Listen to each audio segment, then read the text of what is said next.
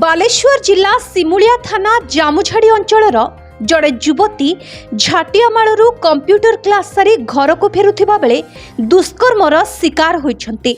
सोर अंचलर गौड़दिया ग्रामर अविनाश पात्र नामक जड़े युवक 16 नंबर जातीय राजपथरे युवती हाथ को एप्रोन रे बांधी दुष्कर्म करथिले।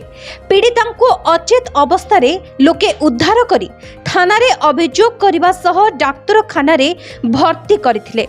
खबर पाई सिमुलिया विधायक पद्मलोचन पंडा पीड़िता हॉस्पिटल रे साक्षात करबा सह युवती एवं तांको परिवार को न्याय देबाकू से कहिसंती।